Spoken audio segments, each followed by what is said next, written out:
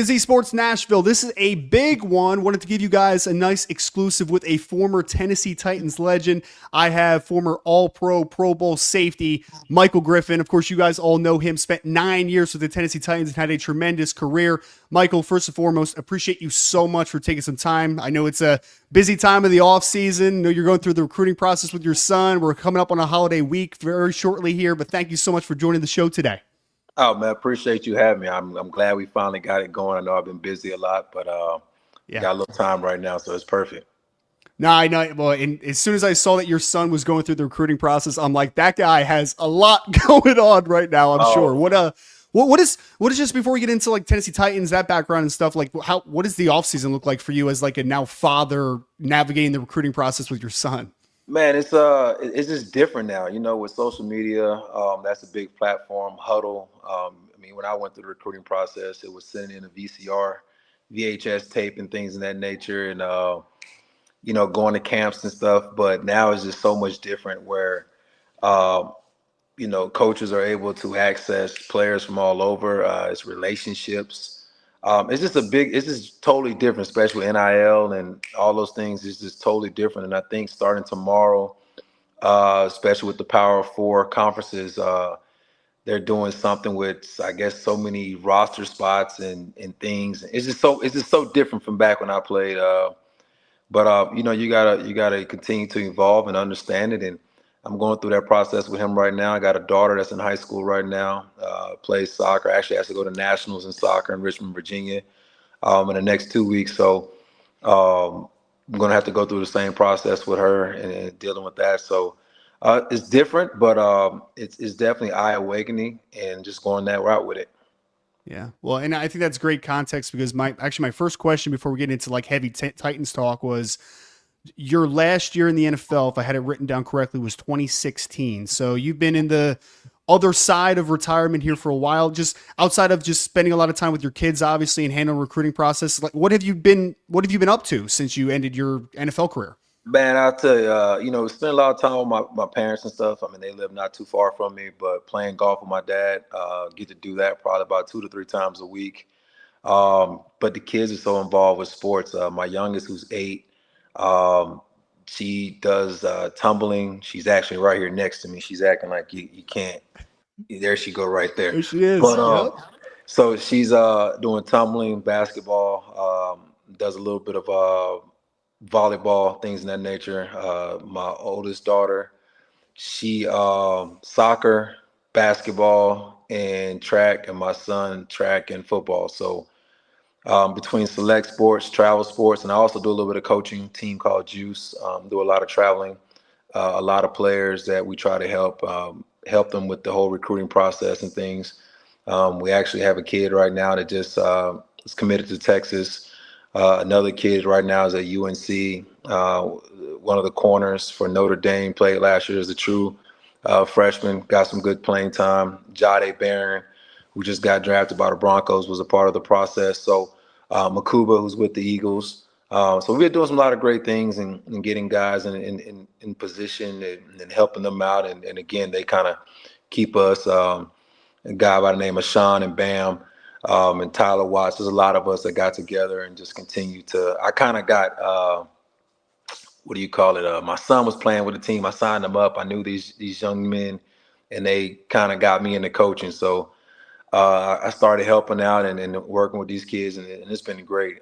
Just being able to be around the youth and being around the next generation of young talent that's coming around. And like I tell them all the time, my objectives for see them and watch them play on Saturdays and Sundays. So that'll be a blessing to see these young men. So it's been a blessing. So it's funny. I actually on the college side, I lead kind of the Notre Dame coverage, and I assume that that's Leonard Moore that you're talking about that Correct. you got to Correct. spend some time Yes. with. Yes. Yes. Definitely a talented kid or whatever. He's very talented. Yeah. Yeah, and very humble young man. And again, he's a young man that continues to come back, trains and stuff, helps out the younger kids that are trying to be in the position that he's in right now. So it's just a brotherhood that these young men have, and they're all around Central Texas, from the San Antonio area to Mhm. Temple. We just it's just great just to see these young men to continue to strive and can strive for greatness. It's been a blessing. So I wanted to take you back for people that don't remember. Obviously, you were a great player with the Texas Longhorns back in the day and a first round pick in the 2007 NFL draft. I'm curious on for because obviously it's a Titans channel. When you first, I guess maybe my first question is, and it might be a little bit of a two parter. When you heard Tennessee Titans at first, and your first maybe just experience in Nashville and all those types of things. Like, what was your first just kind of initial impressions of like the Titans, Nashville, Tennessee, and how foreign was that when you were first drafted into the NFL?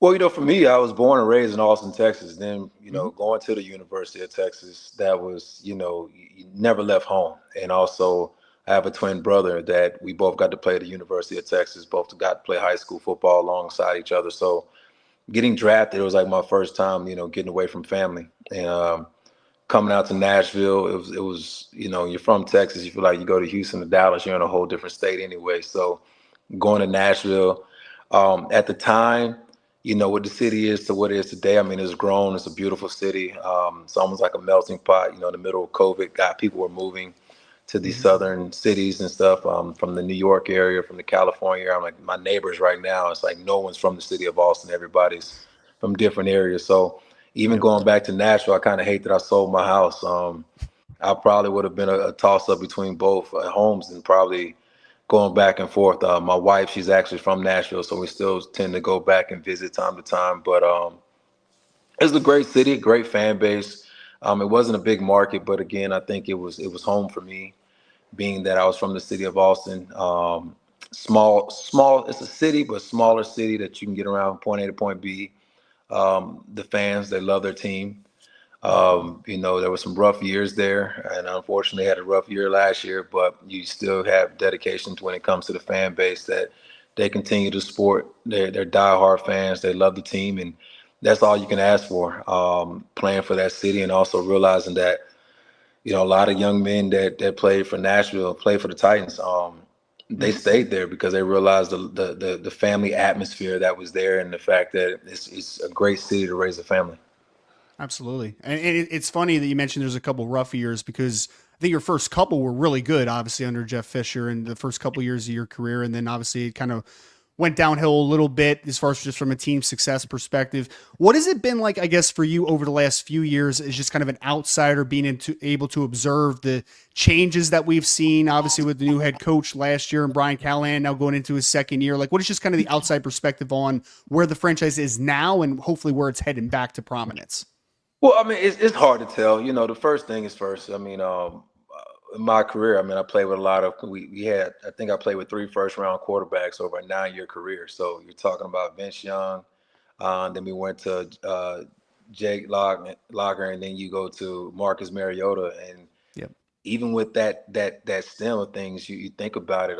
I was there with Vince. Vince got hurt, and then unfortunately things happened where we ended up moving on from him and drafting Jake Locker. But then he got banged up a lot early in his career and had a very short stint. And then Marcus Mariota kind of ended up in the same situation as a rookie in his second year, got banged up. So we were kind of like an evolving door when it came to trying to figure out who was going to be the starter that week.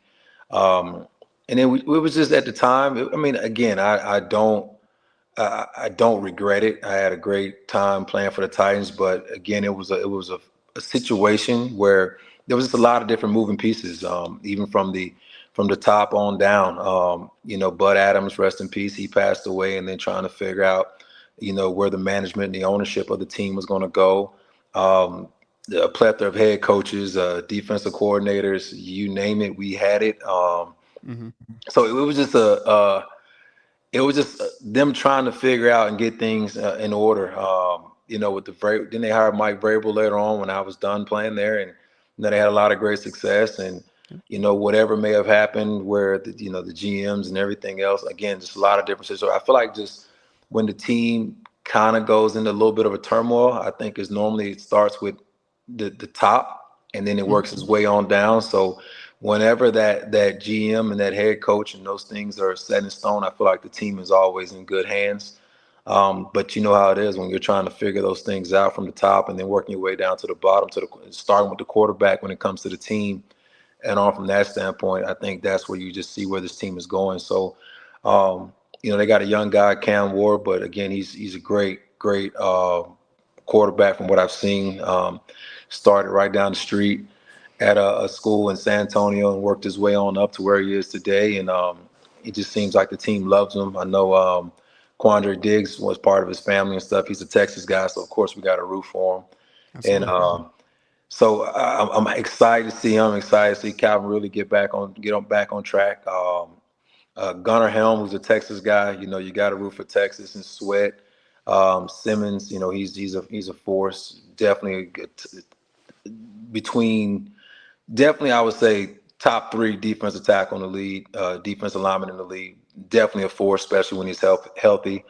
Um, Monty Hooker, those guys, secondary do a great job, do a fantastic job. So I'm excited to see them play this year and to see things get turned around.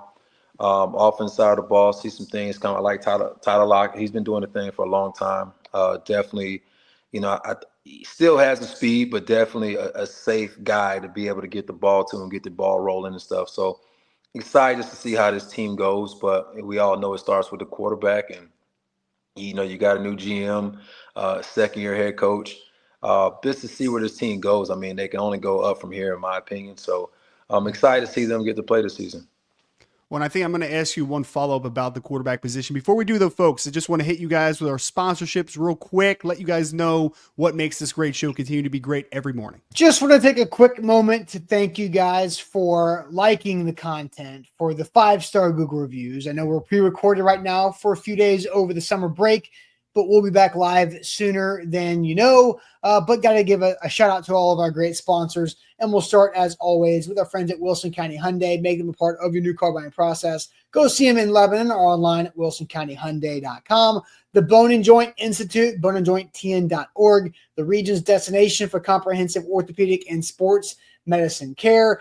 Barton Drury Insurance Group, customized solutions for all of your insurance needs. That surety bond is right there with them. They're local and online at bartondrury.com. Lipscomb University and their sports analytics program, online grad program for you to turn that passion of sports into a career at Lipscomb University. And, of course, Holiday World and Splash and Safari. We have no more tickets to give away, but that doesn't stop you guys from having a great family experience just a couple hours north of Nashville at Holiday World and Splash and Safari at holidayworld.com. But thanks again for you guys supporting us, giving us a couple mornings off here in the middle of the summer. Hope everybody has a great holiday break, and we'll be back live. Appreciate it and enjoy the rest of the content today.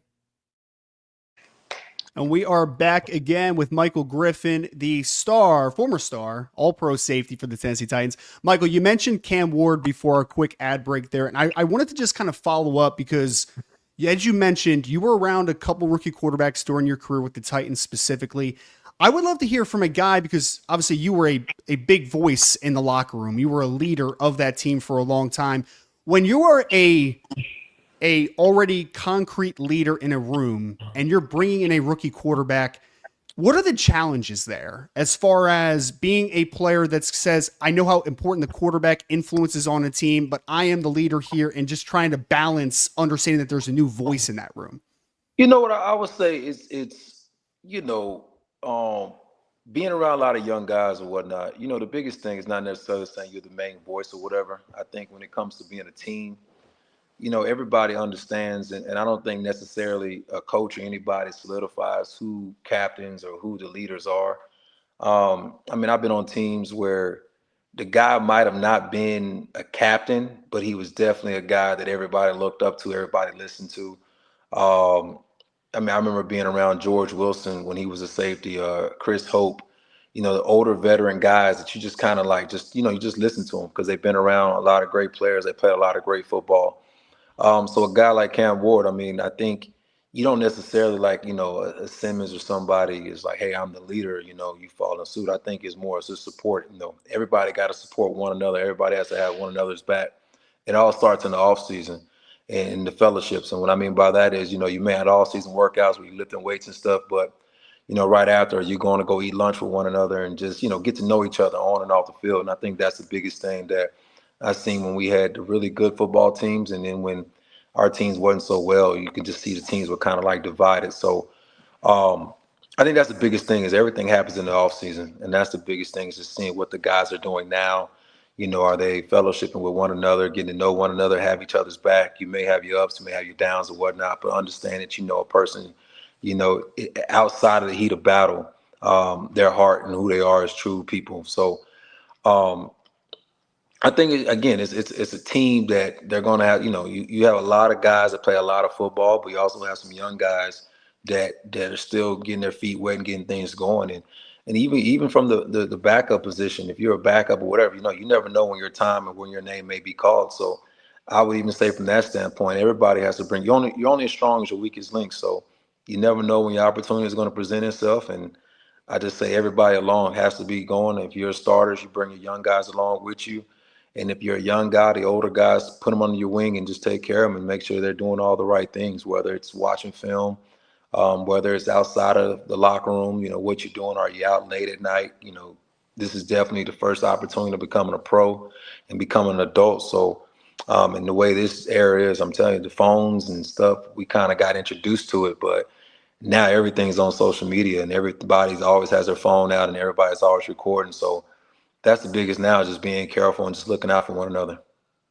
And people are so mean on social media too. Like they're just ruthless on social media, man. It's crazy. Like I show my kids stuff. If you go back on like Twitter or whatever, and you just scroll back to old comments and stuff, I'm like, look at this right here. Like, and it's comedy. It comes with the territory though, or whatnot. But I tell my kids all the time, like, this is, you know, everybody doesn't have the same opinions, and just understand that when all comes down to it, it's like, I tell them all the time, everybody ain't your friend. Just you gotta live day by day and believe in yourself and look yourself in the mirror and ask yourself, did you give it 100%? Did you give it your all? And if you can live with yourself, that's all that matters. So I went down memory lane for a second, looking at your back wall there. Admittedly, like I'm seeing like Everson Griffin back there, Michael Huff, Roy Williams, a lot of great players on that wall back there. If I could take our fan base here through a little bit of going back through memory lane, during your time with the Titans, your 9 years with the team, is there a player or a couple players it could be that you would kind of capsulate as a couple of your favorite players to play with? And that doesn't necessarily mean that they're the best players you play with, but maybe guys that you just really fed off of, that you felt like were just guys that you love to play with each and every Sunday. I mean, first and foremost, I got to go with Keith Bullock and Chris Hope. Those and David Thornton. Those were the three guys that when I first got to Tennessee, they were doing everything the right way. Um, Albert Hainsworth was a little intimidating just because we were coming from the fact of, I'm like, oh, that's the same guy that stepped on the Cowboys' head. But but yeah, those three guys that were on defense side of the ball. I mean, I was so far. I literally bought a house that was like 2 houses next door to Chris Hope to start watching film with him. And even Keith Bullock, the way he taught me the game was, when you first come in the league, you're playing against teams and you start playing against defensive coordinators. And then as you're playing against defensive coordinators, you start realizing where coaches are going around in the league. You realize that it's a copycat. They're going to take whatever they learn from that defensive coordinator, and that's the defense they're going to run. So now, it doesn't matter who you're playing. You just find out where the defensive coordinator started at, and then you start realizing his game plan. And I'm starting to realize that does hold true, very true. But those guys, and then on the offensive side of the ball, I mean, Nate Washington, Hart, I remember he was just his story of being undrafted, winning Super Bowls, and then playing as long as he did. Big Country and those guys, the old, I know Taylor Lewan was a great offensive tackle for the Tennessee Titans, but before him, we had two great offensive tackles that done some great things. And Kevin Mawai, Yep. we literally had a bunch of guys that end up being really good football players. And I think to top it off, to be able to be on the same field with Chris Johnson, that was great. To see him rush for 2,000 yards. And it was, it was a weird draft. I mean, everybody was kind of confused because he was a year right after me, and we already had Lindell White, and we had some other running backs, and we drafted him in the front. We drafted Chris Henry. It was a second-round draft pick with me. I know people forgot not the original Chris Henry, but the other Chris Henry. The University of Arizona Chris Arizona Henry. Chris Henry. Yes. Exactly. That's what I'm saying. It was again, two Chris Henrys, but the Arizona Chris Henry. We drafted Lindell White, second round, 2006. Second round, we drafted Chris Henry from Arizona in my class, and then we drafted Chris Johnson first round in the 2008 class. And everybody's like, y'all done drafted 3 running backs in the first 2 rounds in the last 3 years. And just to see what he did his rookie year, and then I swear to God, that might have been the roughest practices because coach would tell us, go tag off on the ball, and you got the fastest guy, and you're chasing him. It gets ridiculous. So, but no, we had a lot of great players, a lot of great. I think one of the most best games I've ever seen. I would probably say the game where Kenny Britt playing the Eagles. Kenny Britt got suspended the first part, and he comes back and still has over 200 and some yards receiving. And it's like, can you imagine if he would have played the whole game? But again, we had a lot of great players, and some of the great teammates was Jason McCourty, Alteron Verner, Cortland Finnegan, of course. But lot of great. Stephen Tulloch, for the brief time we got to play and went on to have a great career.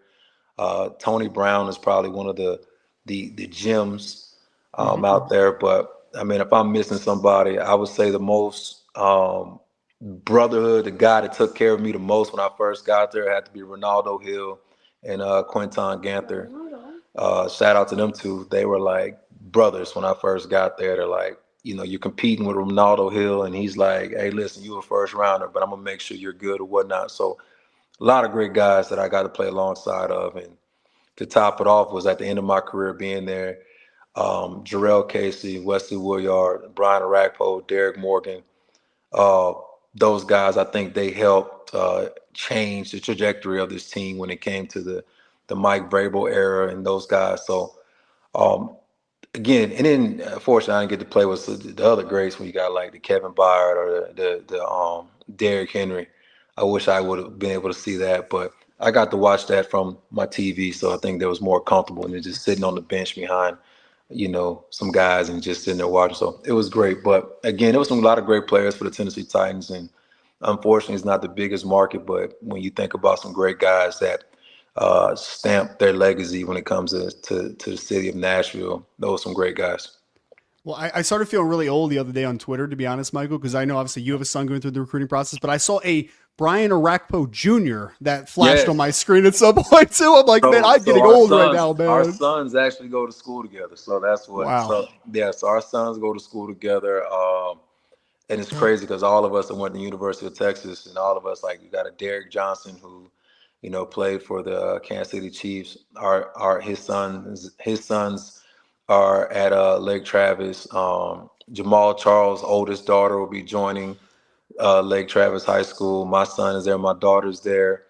But you have a lot of guys that are, and then our youngest ones, Michael Huff.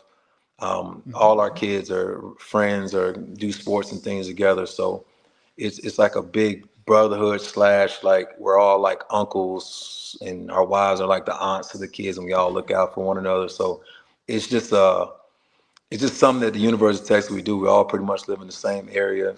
Kids go to school together and do a lot of sports and things together. So yeah, we're getting old. I just hit 40 this year, and I got a son that has. It was a lot about him when I was playing at the university. When I was playing for the Tennessee Titans and things that I was, going through and stuff earlier in my career, and now he has one more year and then he'll graduate. So. We're growing up. Even Bernard Pollard, I know he just saw his son, I think, committed to Western Kentucky, I believe. So yeah, I'm like, yeah, bro, we're getting old. We are, man. I feel it's kind of my bit on Twitter too. Like I just saw Noel Devine Jr.'s coming soon too. Yes. And there's a Gunnar Rivers. Like I'm just like, dude, this is just getting bad at this point.